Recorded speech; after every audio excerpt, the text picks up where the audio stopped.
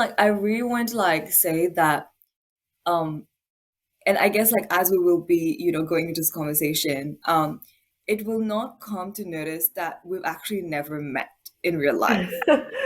Yeah, it does feel like we've known each other for ages. It does feel like that. For Crazy. sure. Yeah. And I guess we know each other like for the past 2 or 3 years, and we've only known each other digitally and through Facebook. Correct.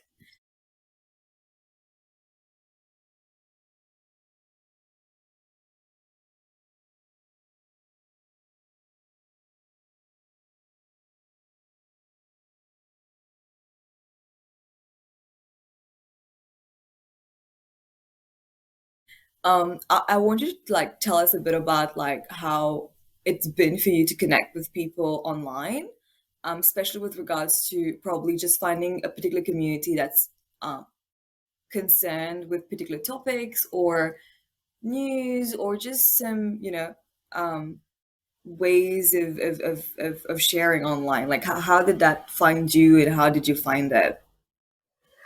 So I feel like over the years, the way that I interact with people has changed. But that also, it really goes back to what phase of your life you're in. So I don't really share on social media anymore as much as I used to. But I still feel like it's a great way to connect with people, not necessarily with people that think just like you or agree with everything that you say, um, but just overall um, being able to connect with people from all over the world that have different opinions, different ways of seeing things. It's really really great to just be able to be challenged by someone who doesn't see things the same way, and I really enjoy that. I think I'm at this point in my life where um, it's just it feels like you're moving forward when somebody challenges what you think, and you're able to sort of take a step back and like ask yourself, okay, so why is this person saying this? Where are they coming from? And I think that's something that we definitely need to work on these days, being able to meet in the middle, meet halfway, um, and try and put ourselves in each other's shoes in a way. I don't know if you feel the same. Um, but yeah, that's definitely my experience. I definitely agree with you. And I'll tell you how and why as well. Because just before it, like we started recording, right, and how you were sharing that we both also could probably not agree on a whole spectrum of things, right? But that doesn't Right. mean that there's not going to be that pause and stop and think about, oh my God, like that's a perspective that I did not consider, probably because I didn't walk that line and I didn't walk that experience. But hey, that's a perspective, that's a possibility, and is a reality for someone else. They could possibly be coming from a place as well, and it's probably like something to think about. And I think you encapsulated that really well in saying just that. Absolutely. It's yeah, it's exactly that. It's the ability to be with people digitally that don't necessarily agree with you, but offer a different opinion. And I really like that, because otherwise, you're just stuck in that place where you think that everything you think and everything you say is the truth. And I don't think that's really true. So yeah, it's enjoyable. It's an enjoyable process for sure. Definitely. You also use the term an echo chamber. Yeah. What do you exactly understand by that? So I think depending on the social media platform that you're using, you might come across, I mean, the algorithm, that's what people call it, right? Will sort of bring people who think alike or tend to have a certain attitude towards something together. And I don't necessarily think that's useful. Um, in the last maybe, I don't know, 3, 5 years, I've seen there's been this tendency to have polarized opinions about things. So it's either black or white. And I don't think that's how life is. I think there's always that gray, and there's pink, and there's blue, and there's yellow, and there's this whole spectrum of colors out there. But it's it's often hard to see, and it's very challenging for anyone who's in a particular position to say things differently from what they've, in French, people speak about la grille de lecture, and I think all of us have that, but your grille de lecture can sometimes be different. It can be a box, it can be a Tupperware, it can be just anything. But you have to let yourself be in that space, and you have to be open to the possibility of um, something that you had never really considered to be true. Just because it's not your experience, just because it's not your experience doesn't mean it's not real or it's not worth considering. I don't know if that makes sense, but yeah, that's kind of how I see it. And I think Facebook um, doesn't necessarily provide for that open space today where you're challenged, but also in a very healthy way. Um, I don't think we're having healthy conversations today. I don't think we're having constructive conversations, at least not enough. I think this is a constructive conversation, um, but they're not always like that. I definitely like agree with that one. I don't know if for sure it definitely doesn't happen enough. Because I don't see it enough. If I can share something, like it's almost like a personal anecdote. I have, for the most part of my life, growing up, even as a teenager, probably because of where I came from or the kind of subjects I was exposed to at school, principally and primarily sociology. I've tended to be mostly left leaning in my political views growing up. And with Facebook and being exposed to an audience that can be very vocal with their understandings of how the economy works and, like what policies should be about and whatnot. I came across people who had a more right leaning view towards life. And that was like a couple of years ago. And that was definitely something very new to my worldview, right? And I Right. definitely had to take a step back and try to kind of like understand where they were coming from. And to be honest, like we're friends today, just to say that um, just taking the time to go and understand where they're coming from and why they're saying what they're saying, and them being open to understanding where I'm also coming from is not a bad thing. And disagreement doesn't mean that we're conflicting. I think there's a discomfort when it comes to um, disagreement, and there's a discomfort when it comes to having an alternative viewpoint, that it has to go into Absolutely. conflict zone, right? Um, how do you personally sort of make, I don't know if I should say make peace with that, or like, but how do you navigate being given an alternative viewpoint? So I think growing up, I must have been a little too stubborn, but I think it's just not me. It's every teenager Yeah. ever across generations. So I definitely had a hard time navigating this when I was younger, but growing up, I think, you know, um, the more I get to see things, the more experience I get to live. I think, life's just it can be a blow in the face, but it's a good thing. So I have this really concrete example. My mom, she loves plants. Like she's crazy about them. Her idea of a date is to go to some garden, to like a nursery or something like that, and like find really cool plants and come and bring them home and stuff like that. And I never really understood why she loved it so much. And then I remember when I was younger, she told me like, "You might not understand where I'm coming from today, but one day you'll get it." And then a few years down the line, I am in India, and I need some sort of, I'm in a different place. It's great, but at the same time, it's challenging not being in your comfort zone. And the one thing that I remember running behind this plandala who was selling like just flowers and stuff like that, and I literally ran behind them, and I was like, "Can I buy a few plants from you? I'd really love to bring those back to my balcony." Right. I didn't really know what that meant back then, but like looking back, it feels like it had a strong symbolism to it. It meant settling down. It meant finding comfort in the things that you knew. It also meant, you know, understanding where my mother was coming from. And today, as a mother myself, and I'm going through phases in my life where I'm able to look back and say, oh, this is what she meant. So Right.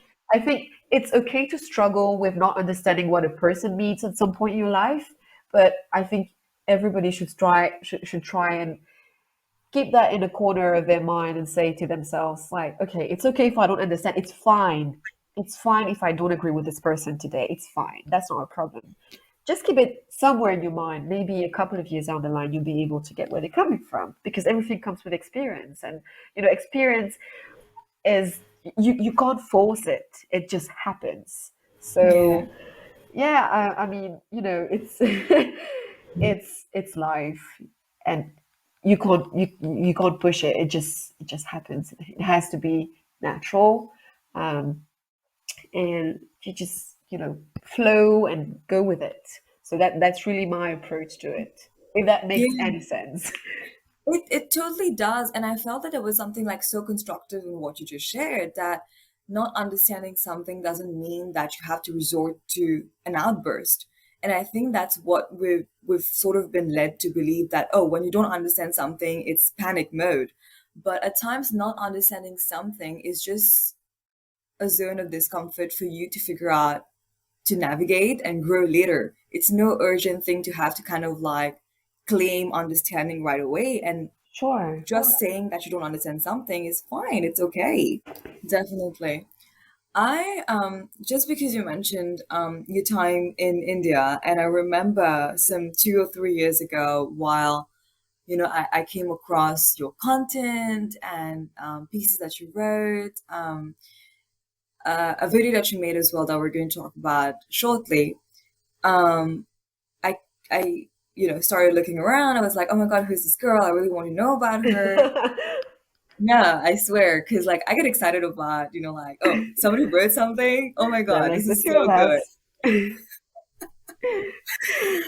And I came across your blog, um, and I don't want to take the name of it because I want to let you say it and create the impact for it.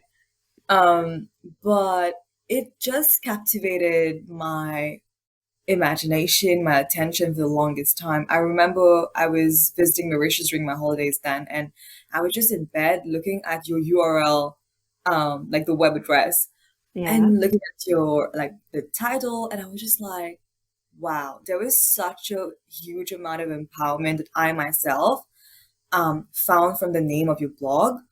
And that's something that I want to talk about, but go for it. What's the name of the blog? Why did you come up with that name? How do you feel about it? And how is that linked with your identity? The Afrindian, that's the domain name, and it's also how I like to describe myself. Um, really, it would be, I don't know when it struck me and felt like that's it. This is it. This is exact. I can't remember precisely when that happened, but I still remember how I felt about that.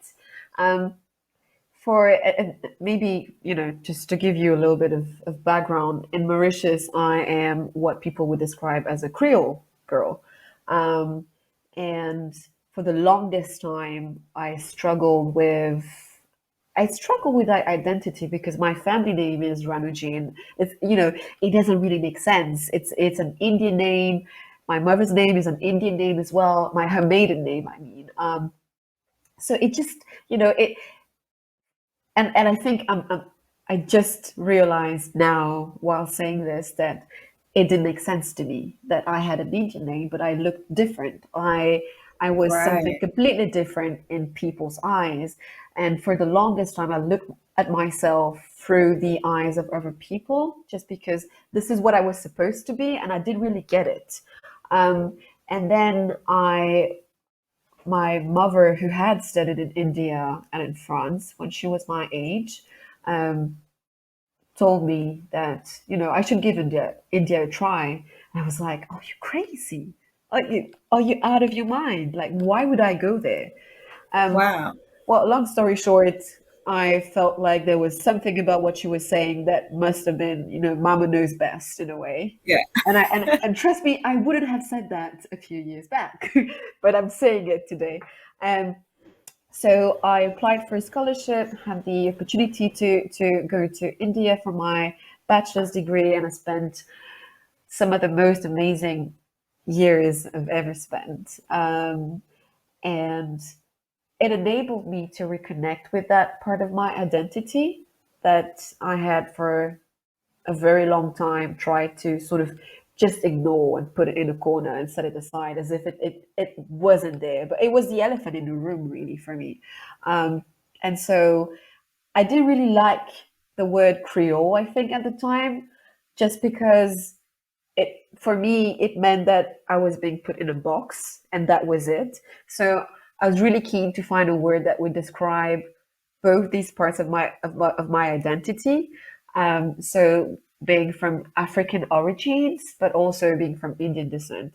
Um, and I'm saying African origin, and I know it's very broad, but that's also because I don't know exactly where my ancestors came from. So I'm just going to go for that big, big word. But I also feel like it carries it carries a lot of symbolism for me. It's different parts of me, and I'm so happy that today I was able to make peace with that. I mean, I've got curly hair.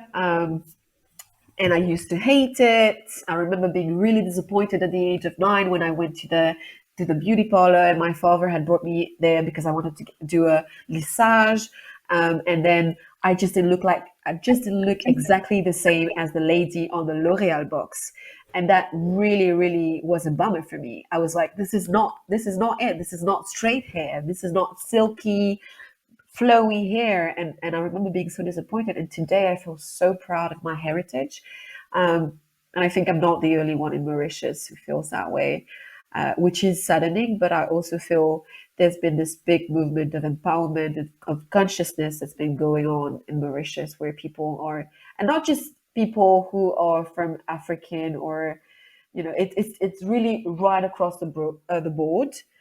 People are starting to understand and just not one thing. There's so many things, and I think it's a great journey to be on. At least it's been for me. So yeah, how do you feel about that? I just want to take some time and like unpack everything that you just shared, to be honest. And I do agree that I do see around me as well that there's been some kind of consciousness with regards to our collective identity or our individual identities as well. Growing up, I've always struggled with, and I used to call it the Mauritian complex of identities. Right, And I feel that each and every single Mauritian struggles with their sense of identity, whether it's from an ethnic perspective, or it's from a heritage perspective, or it's from their lineage. Some of us more than others, others less than others. But I definitely cannot probably compare my confusion about my identity to yours. I feel like it's probably been layered in ways that are much more deep and interconnected than mine could have been. At right, the same time, like and I'm probably going to be jumping the gun over here. But you know, like how you mentioned how you didn't want to be put in that box of being a Creole girl, right? And I'm not really sure whether that has to do with being in just one box or because you felt that you belong to two boxes. But that's like one element that I really relate to because I was never happy being part of just one box. I was like, there's a lot of boxes, and I feel like I fit in the different, all these different boxes.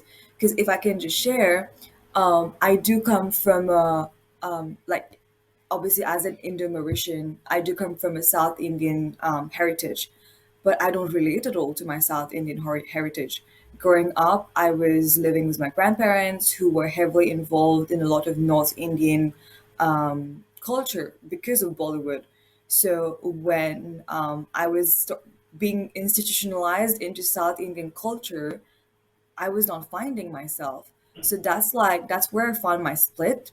Mhm. Like I'm not really sure if that's the way that you felt, in the sense that people were telling you that this is what your profile should be, but then you don't feel that way. You also feel like you belong elsewhere. But is that something that you resonate Uh, with? At least like I felt I resonated that way while you I, were, sharing. well, yes and no. Yes, in the sense that I just like maybe, you did, I felt there was more to me than just this one identity. But at the same time, it was very hard for me to relate to that identity just because, I didn't know what being from having an Indian heritage meant. But also, it's all a bit, it's all blurred lines for a lot of us here. What does it mean to be Creole? I mean, what is it? Is it just how you look? Is it just your heritage? Is it your social class? What does it mean? And so I really struggle just being called that one thing that I didn't really understand.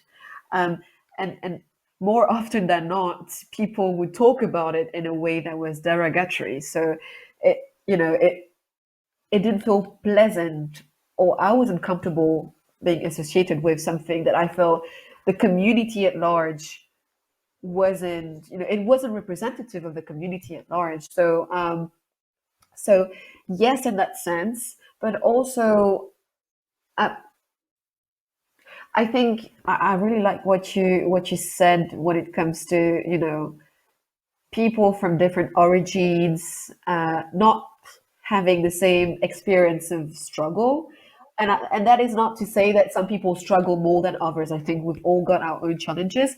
But at the same time, I think it's important to recognize that my ancestors who came from India were able to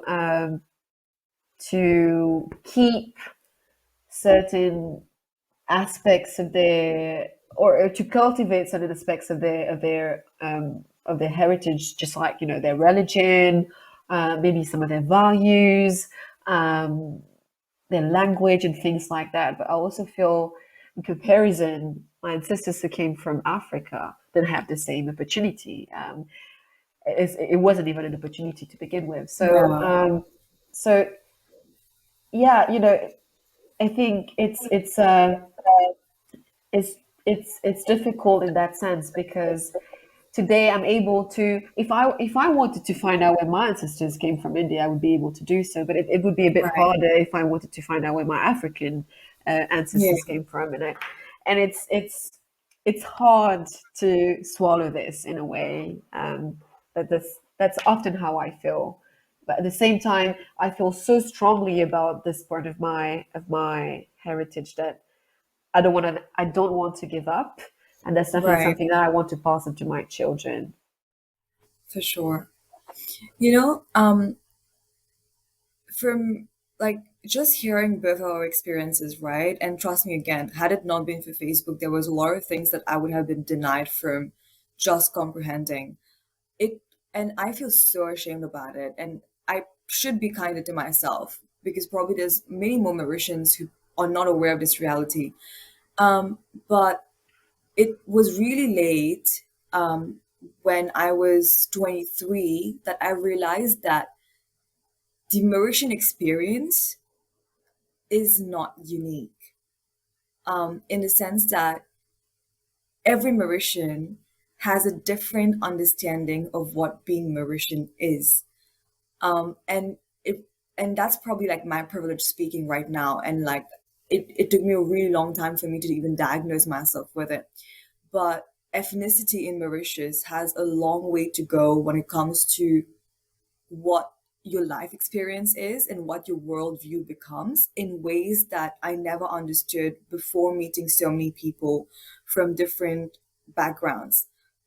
It's like it's almost, like how we say that, oh, we're a rainbow nation and we've got so many cultures and different religions and different ethnicities cohabiting together. Right. And but I only realized that there were ways in which we were not exchanging in terms of our access to things, our opportunities to things. There's stereotypes like leveled against us or on us or for us, True. whichsoever, that I never realized that was starting to become something that was slowly dividing us as we grew up, because my last experience was in school in Mauritius. I never got to be part of a Mauritian workplace. I never got to be part of It's wild. It so is wild. like it's just us talking is giving me a minute to really appreciate that, oh my god, like there are differences in how we view life or what life becomes for each of us, because honestly I feel like this whole rainbow nation can get us very complacent in trying and understanding each other. I What do agree. you reckon? Right. And I understand that a lot of people want to go straight to that sentence that says we're Mauritian. Don't You're not Muslim, you're not a Hindu, you're not this, you're not that, you're Mauritian. That's not really true. We're a very, very young country. I mean, we're only 50 years old, right? And at this point in our history, we're I think we're at the very, baby steps in the nation building and identity building process. It will take time. I was telling someone today, I will probably not live to see the day where, you know, being Mauritian will actually mean something. It won't just be like des paroles en l'air, right? I Yeah, might not live, you and I might not be there when that happens, but hopefully our children will. Um, and that's okay. It's fine. I think people really want to hold on to that, they want to hold on to that identity as if it's going to save them. But the truth is, we so many of us don't know our history. So many of us don't know where we come from. So many of us don't understand what it is about the past that makes things the way they are today. What is it about the past that impacts access to opportunities, that impacts um, our rights? It impacts how how people see you, look at you, talk to you.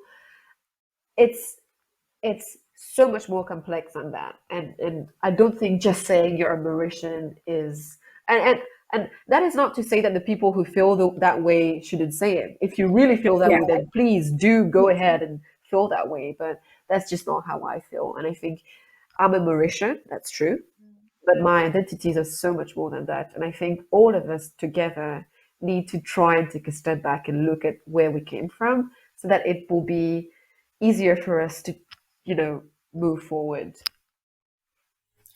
entirely. And like even like um in uni, right? So in my batch, for example, at university, when we joined, there was a Sino-Mauritian, there was an Afro-Mauritian, there was an Indo-Mauritian, and even in terms of Indo-Mauritians, there were like the different categories of being Indo-Mauritians, basically, if we can even use the term categorization.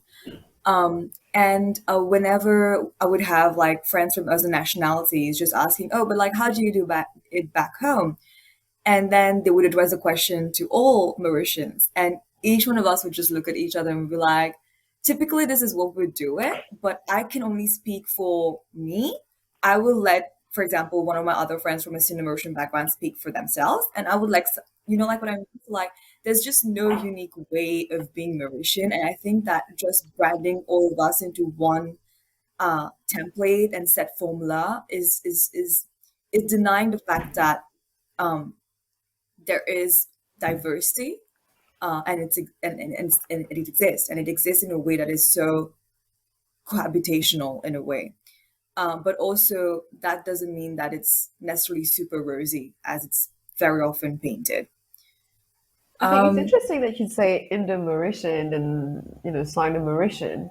I don't think there might be a few in actual Indo-Mauritians in Mauritius, but to be an Indo-Mauritian or people say Franco-Mauricien and you're not Franco-Mauricien, you're Mauritian with yeah, Yeah. Indian descent or African Yeah. descent or Chinese, Southeast Asia descent or whatever. But I think maybe that's where we went wrong. That's exactly where we went wrong when we started talking about Indo-Mauritian, because then we put something else ahead of Right. us, ahead of the Mauritian. We're Mauritians with whatever, and we're everything else. And I don't really, every time somebody tells me they're Franco-Mauricien, I'm like, okay, is your mom French? No. Is your dad Okay. French? And I'm like, Gotcha. Yeah. no. That's And very I'm true. like, okay, so you're Mauritian, but you're a white Mauritian, and that's fine. Yeah. Um, and Right. I know this might be, it might conflict with how I just said that, we shouldn't put people in a box. But I think, at some point you also have to realize that you've got all these different origins, and it's okay to say it. It's okay to say you're black. It's okay to say you're white. It's fine.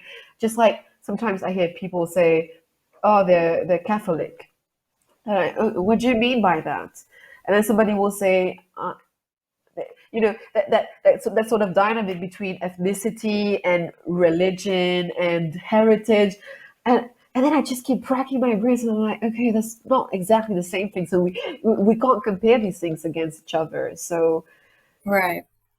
it's high time, I think, we start putting the right words on the right things so we can Yeah. own it.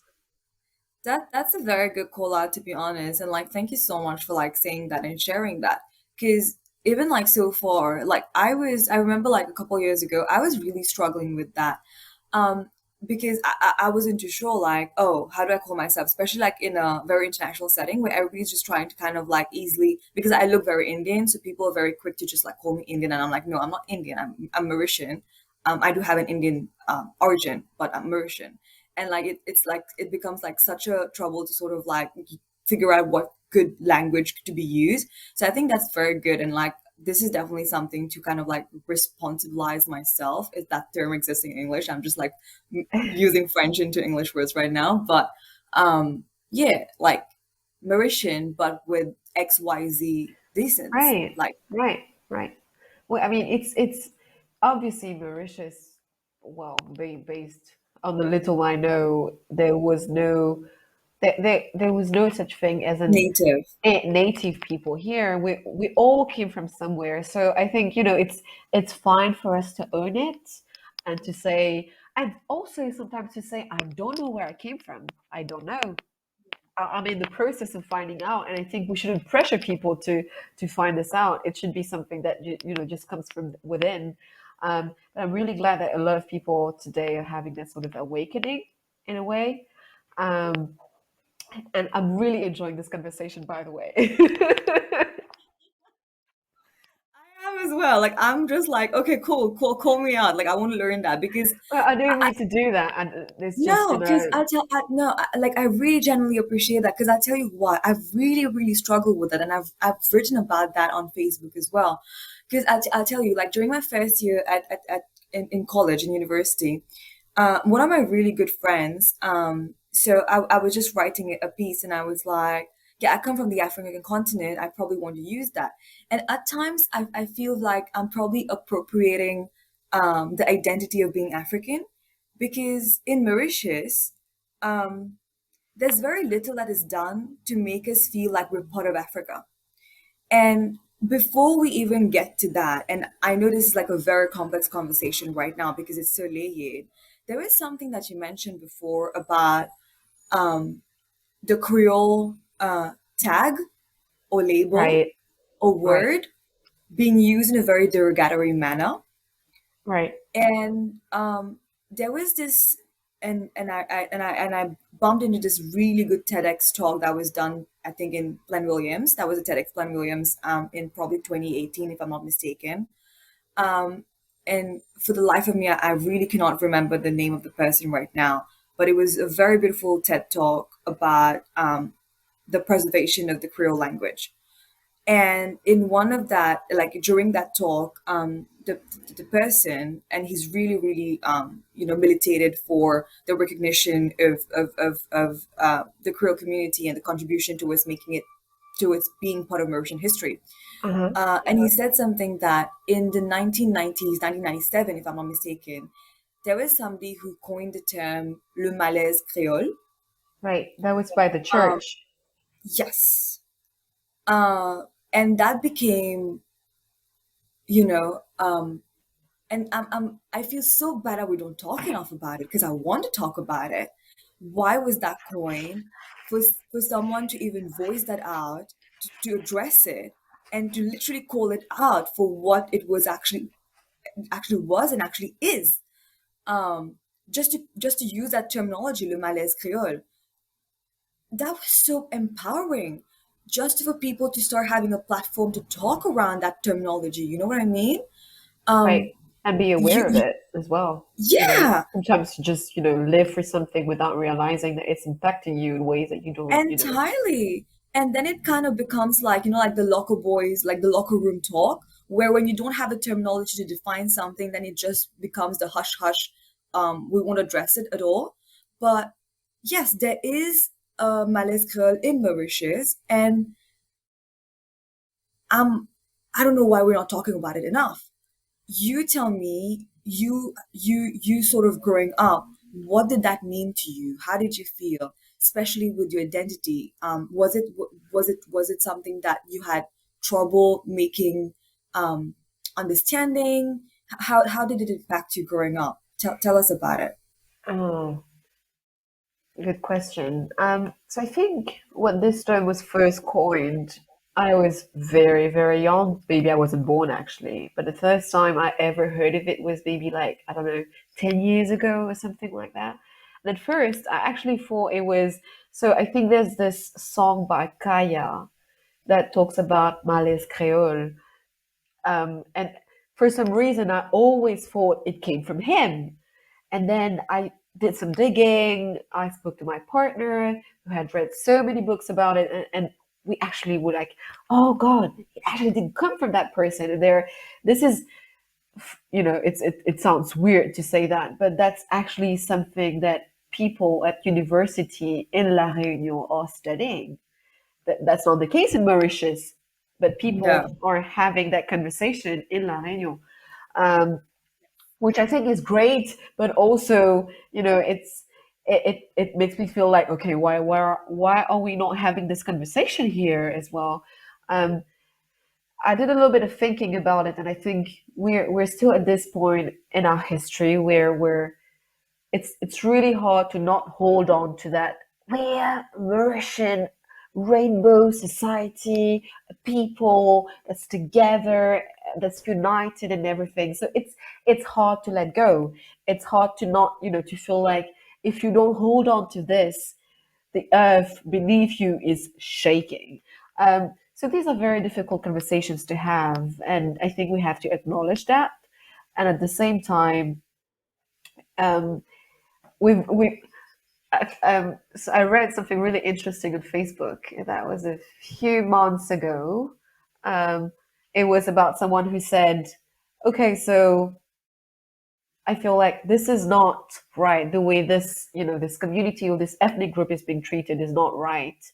At the same time, if I say that this ethnic group is not being treated right, people are going to call me out for being racist or for being, that's an act of discrimination towards them. And so people are not willing to have that conversation as well today, just because it questions and it challenges everything they hold on to. And it will take time. I'm afraid it will take a long time before we're able to sit down around the table and have this conversation. I'm so glad you and I are talking about this today, because this might just be, it might just spark other conversations. It might just be that small seed that enables other people from all walks of life to start having this conversation. Um, Hopefully that will happen. I'm keeping my fingers crossed. For it to happen, we should all be talking about it. And I was literally just like scrolling to find the person's name, and I've got like so much content on my phone that I'm just like literally scrolling to find the person's name. But I promise I will dig the name and share it with everybody. Um, like, and at the expense of, probably, I know, like, there's obviously like so much to flesh out and so much to talk about this one. I probably want to share a bit of a snippet of sort of awareness that I'm trying to kind of like do around this entire conversation, right? Uh-huh. And I just off the back of Black Lives Matter, I asked a couple of my students, what do you think if we had Creole Lives Matter in Mauritius? What do you think about that? And I didn't think it through. I was literally just asking the question from very, it doesn't mean that we need to have it, doesn't mean that we should have it. I'm not really sure what are the cultural implications of that. I'm not really sure whether it's a good thing morally or ethically.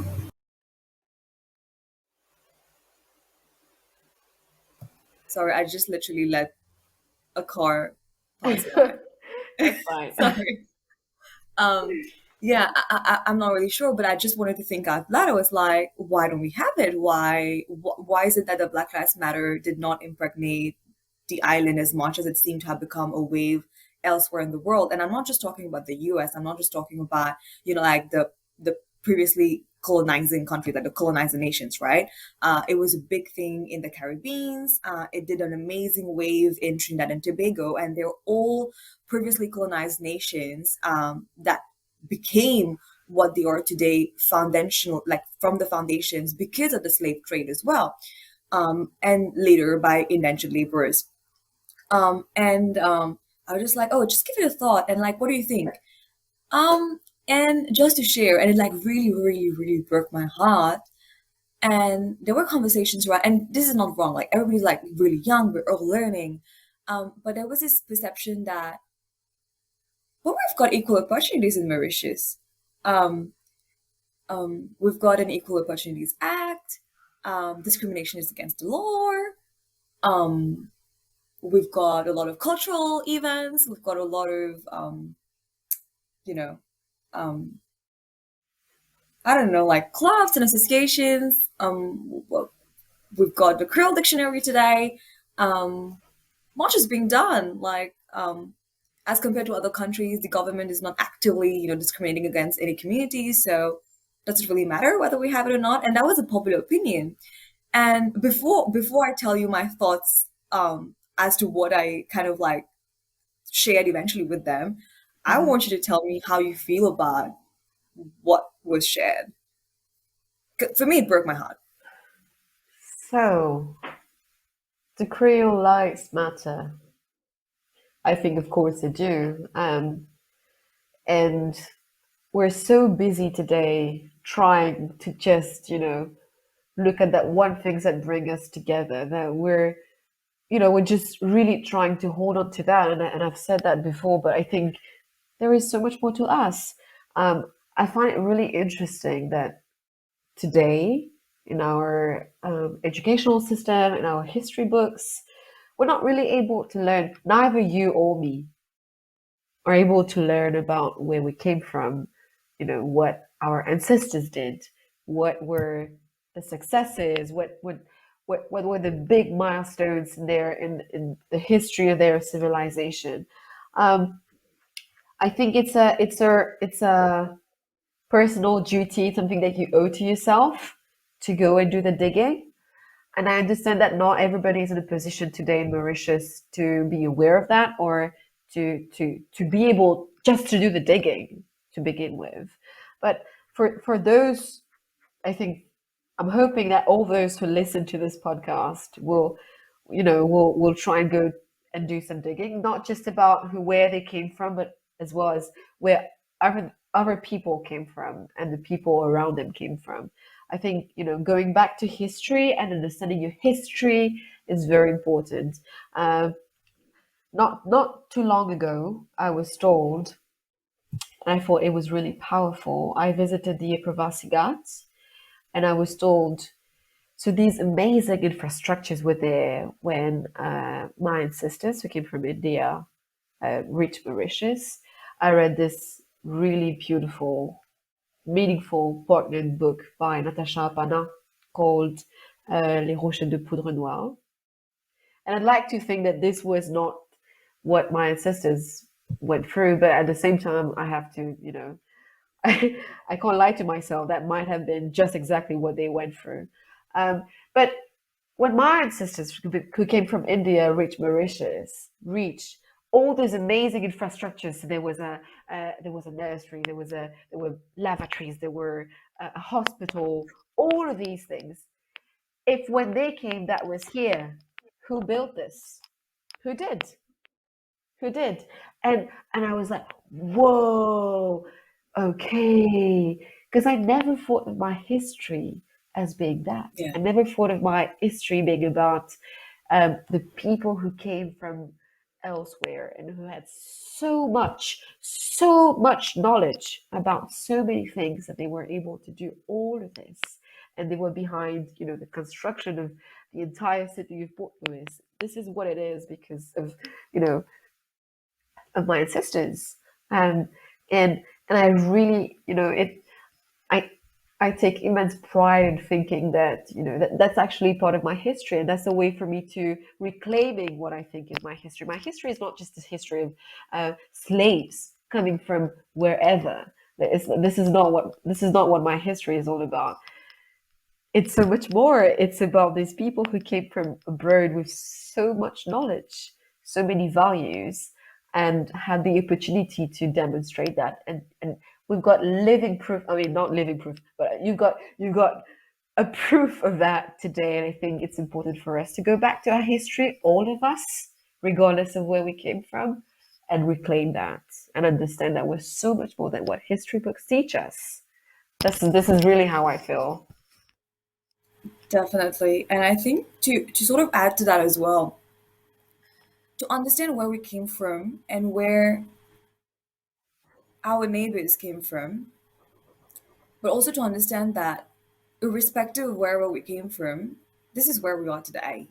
And this is how much we've lived together as well. Or probably for part of it, we haven't lived it together too, as you so rightly pointed out. And that's also where I'd just like to share something too. Probably because it's not necessarily something that a lot of people who listening probably they're not exposed to those ideologies. But it's not to say that I believe in that or you believe in that, but it's literally something that I've come across and I've heard people, articulating such thoughts. And I'm grateful and thankful enough that they considered me as a safe space for them to even share that those ideologies. Uh-huh. And just three examples actually that I've got. There are some people in Mauritius who still till date believe, for example, that we should not have become independent. There are a lot of people I mean, not a lot, but there's a particular group of people in Mauritius, however small or however big they may be, who believe that we should not have gotten independence. They would rather be still under the colonial rule. As much as there's also, I've come across some other people as well who've confided in me and told me that they believe that the Creole community in Mauritius. And honestly, for me, I use Creole as an anthropological term. And for me, anybody who's a result of a hybridized um, society and a hybridized part of identity is a Creole. That's how you define it in anthropology. But for Uh-huh. the sake of this conversation, or probably for this particular sentence that I'm going to say, it probably has to do with Mauritians from an African descent, right? Right. That they are the original Mauritians and they are the original custodians of the land.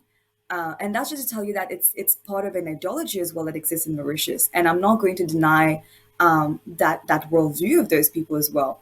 Like I've got a third ideology from somebody else who was like, oh, but and that they were an expat and they were like, oh, but Mauritius is anyway built on migration. How am I any less Mauritian then? So that just to share that there's so many complex understandings of what makes us who we are and what transcended in history and what people decided to take away from the different parts of history. But without us knowing those bits and pieces, we can't even sort things out for ourselves. And that's What do you think? okay. That's okay. I Well, really like the fact that yeah. you used the word layered earlier. Um, I don't think, it shouldn't be a fight over who was here first.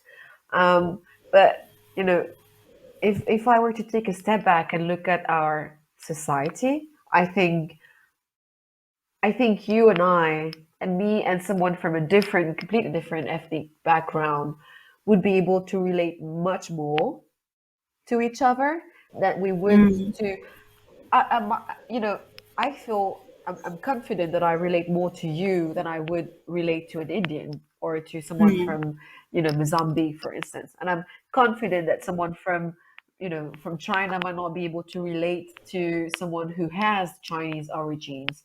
There's something about being Mauritian that means we're Mauritian. yeah. How people say when you go to France and you meet a Mauritian and they speak Creole, it's amazing. And then you speak Creole and you talk about dal paris and you talk about samosas and all these things that bring you together. I think that's true. There is something about being a Mauritian that brings us together, and that it wouldn't be right to say that white Mauritians feel French. My partner is white, um, and I don't need to define him as just that, but I was quite surprised because when I first met his family, I'm not really sure what I expected, but we had rogaille saucisse and tempurs and rice, and this was Creole cuisine, right? Uh, you would be surprised at the number of people in Tamarin who speak Creole. And I was like, okay, why is this guy not speaking French? Because I speak French, right? So we've Right. also got all these stereotypes about other people, just like people put me in a box and said, I have to be the Creole girl around town. I also put people in a box.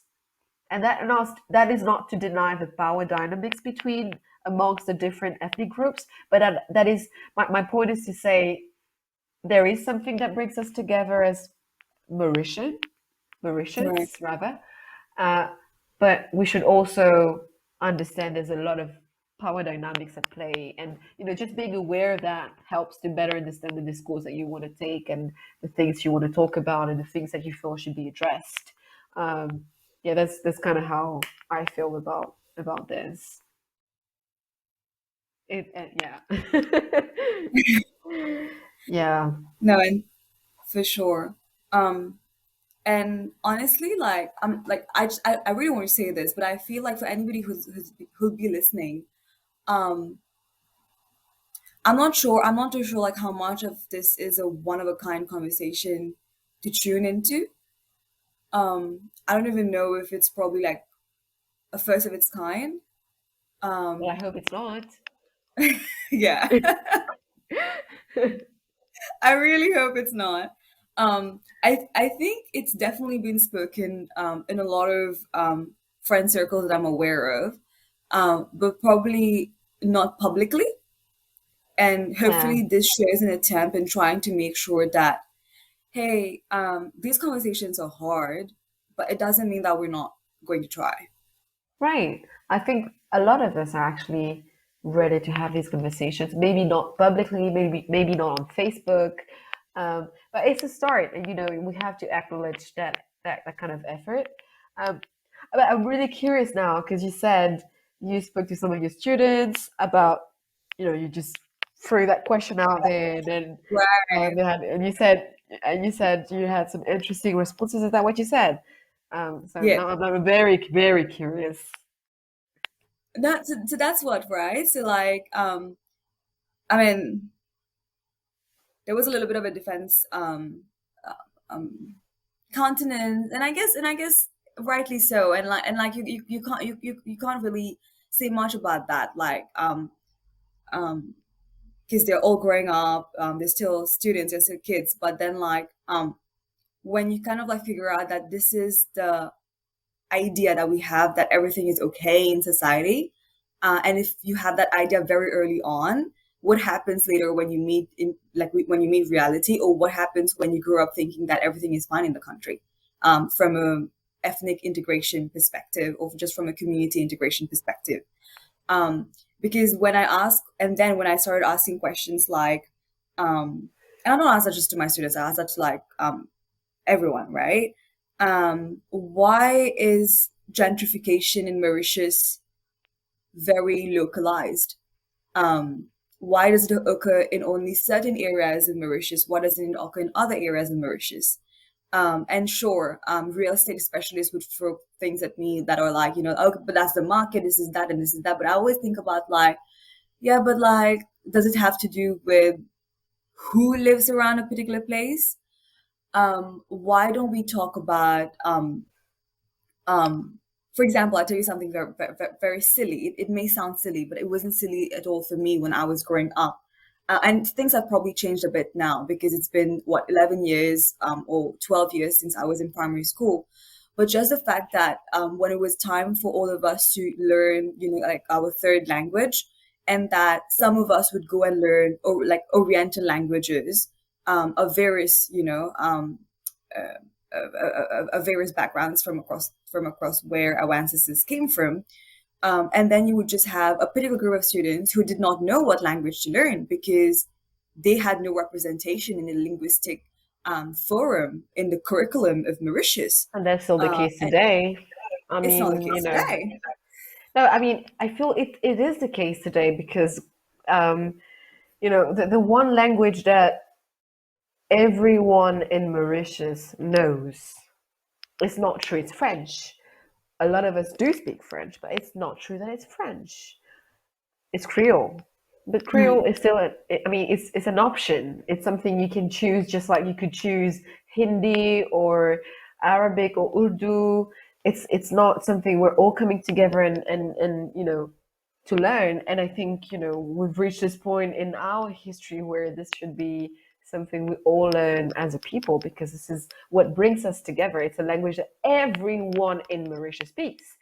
Um, you know, I think I've noticed that a lot of people who come from abroad and settle in Mauritius and don't necessarily speak French, they won't try and learn French. They will learn Creole, and for I sure.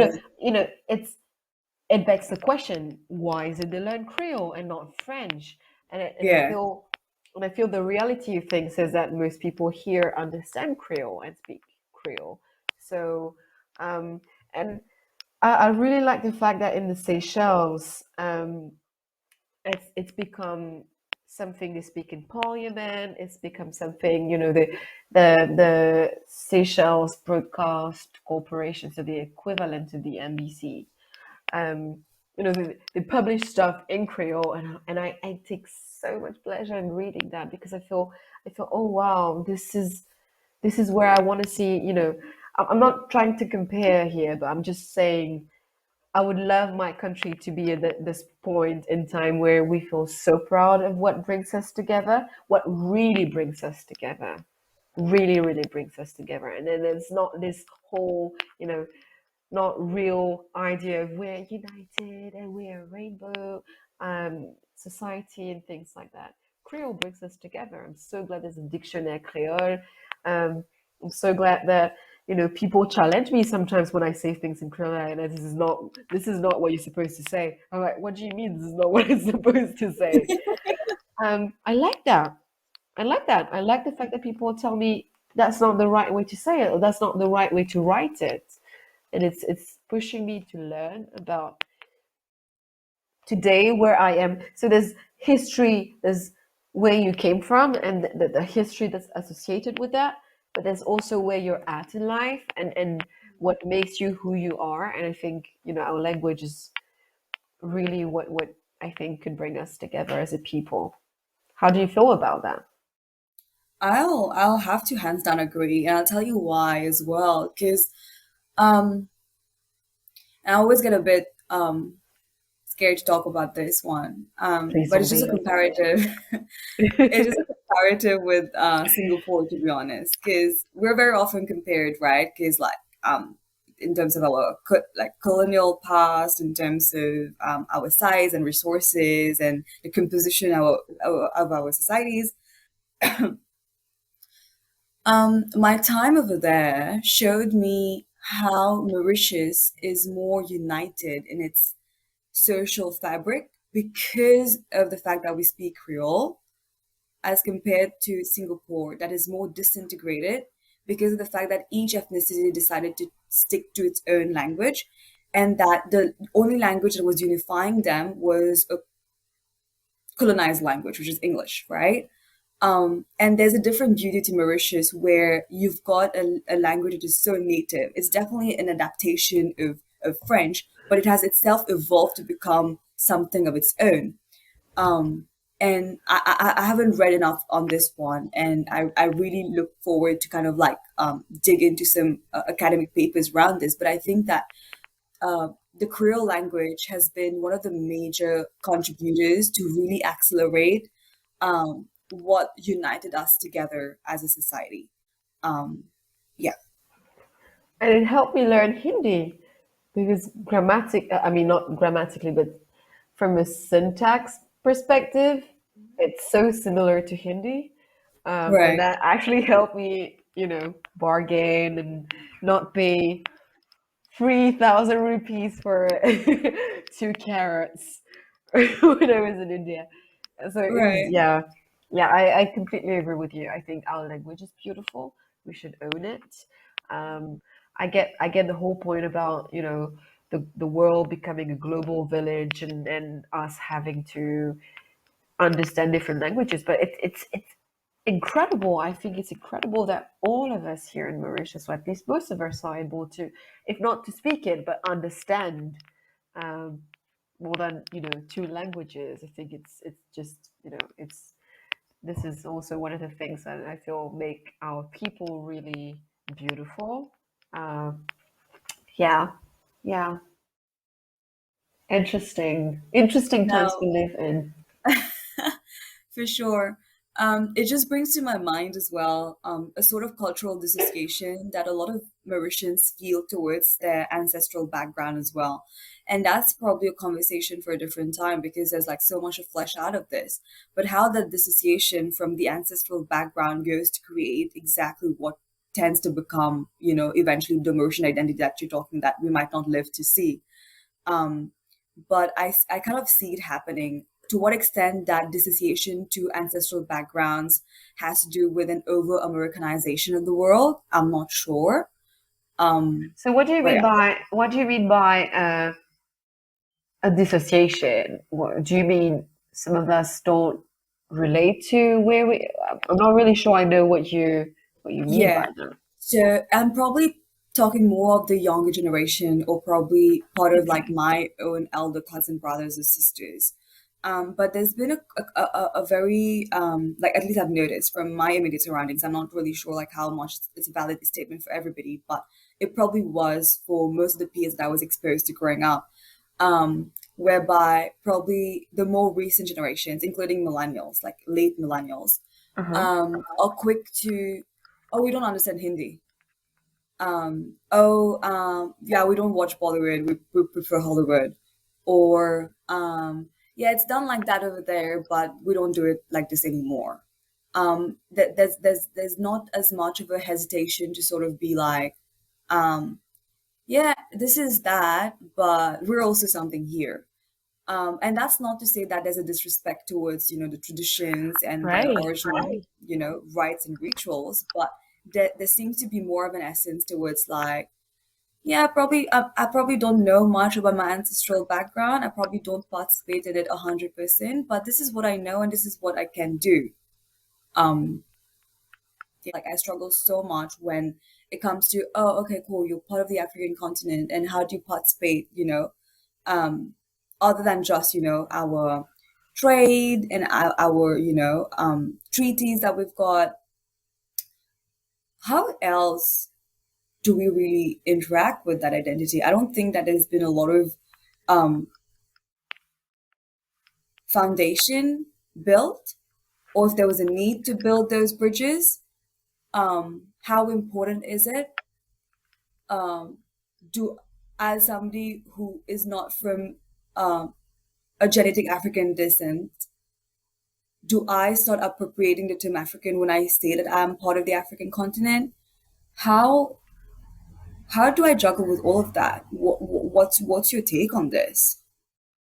So I really get, how challenging it can be to say, I'm African. Um, Mauritius, at the end of the day, is this small island in the middle of the Indian Ocean, isolated from Africa.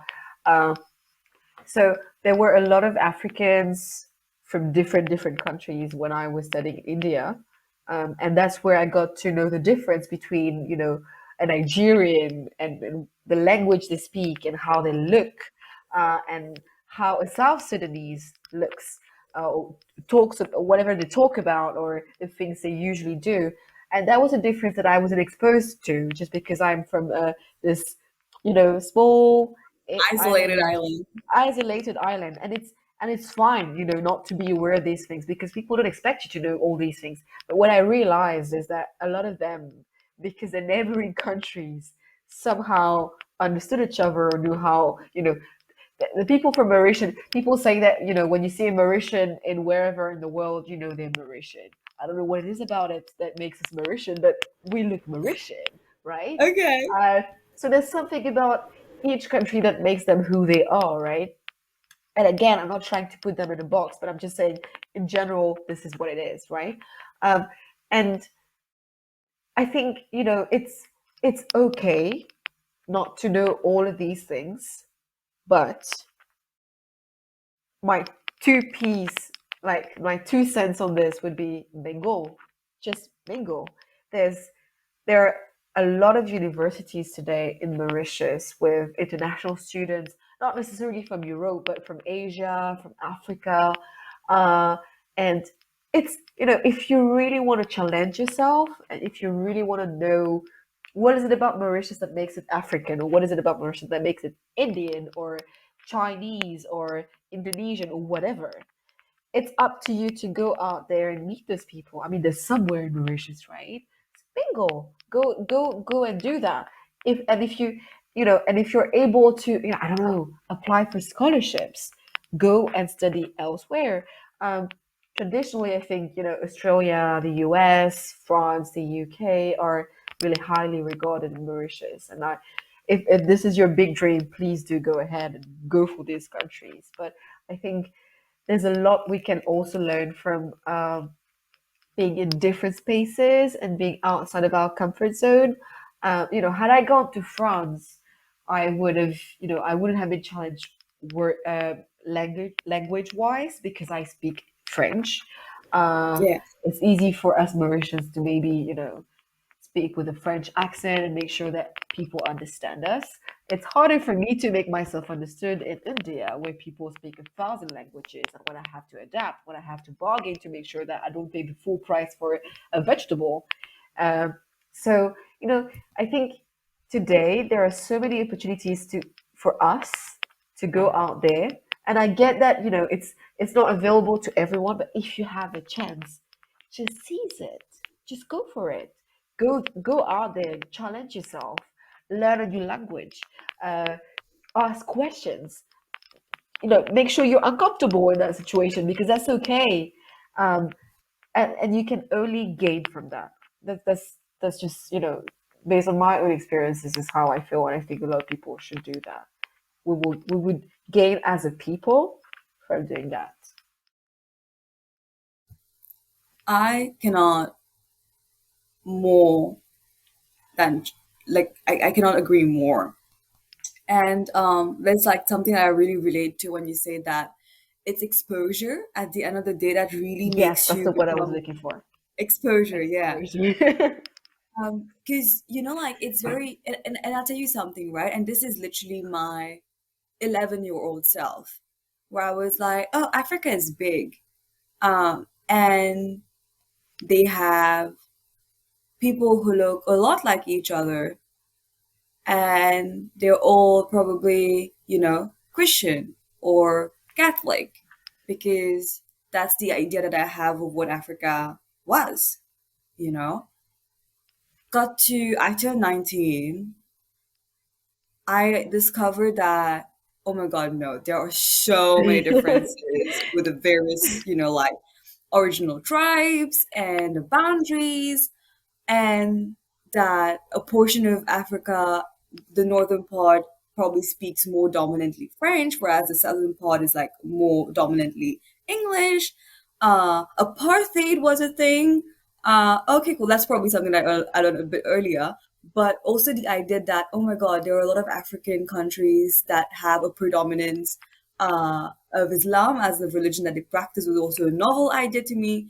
But it's just that exposure starts doing that. And it did not necessarily have to do with just traveling, but it had to do with like, okay, cool, I went on that forum, a virtual forum, and you meet somebody or you watch a couple of YouTube videos and you're like, oh my God. And now even like, with TikTok and Instagram Reels, there's content being made in ways that it's just like reaching out to people. And you're just like, oh my God, this happens there. Wow.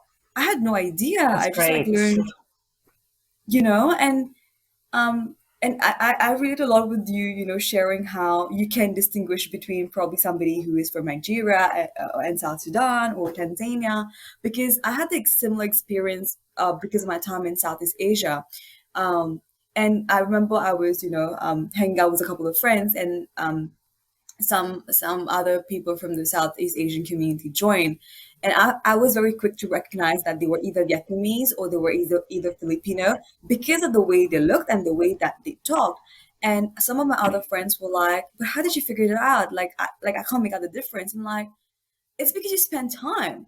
It's because you are open to understanding what's making each of them different, even if you have the preconceived notion that, oh, but they look the same. No, they don't. If you look closely enough, if you're paying attention enough, and the more you spend time, the more you realize that, oh my God, no, there are differences. Yes, and it's all about, I think I said this earlier, but it's really all about educating yourself. Um, at some point, I think you can't rely on history books to teach you life. You can't rely on maybe conversations you're having with, people from your own circle to educate yourself. Um, it's just, it's something you owe to yourself. I mean, go out there, mingle, challenge yourself. Um, Put yourself in a position where the people around you don't think the same way you think. They don't look the same way you look. Very Um, important.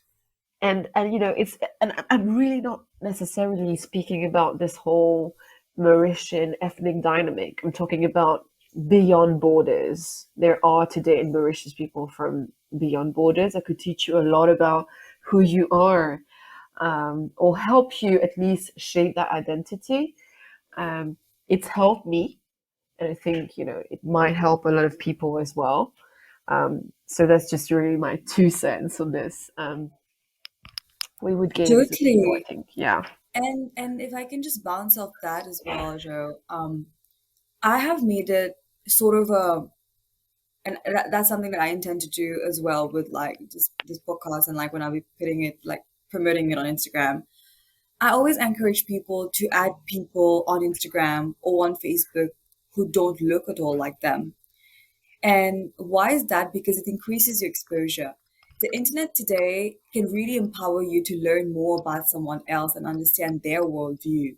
And if we're not together trusting ourselves to be able to at least try and understand, then what are we really up to when it comes to better educating ourselves to the treasure of cultures and alternative viewpoints exist out there, right?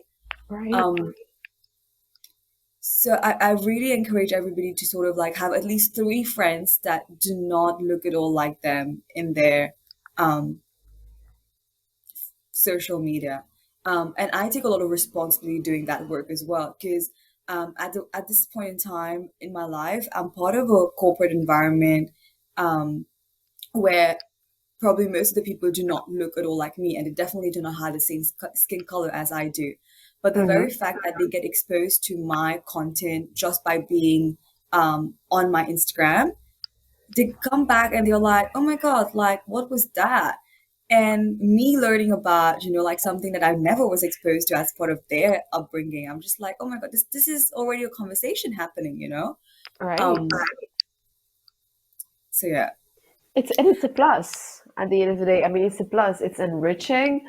It challenges what you think about things, and I mean, it's not just a way for you to grow, but it's also a way for the person across you to grow. And it's really a win-win situation at the end of the day, if people are ready to have difficult conversations, of course.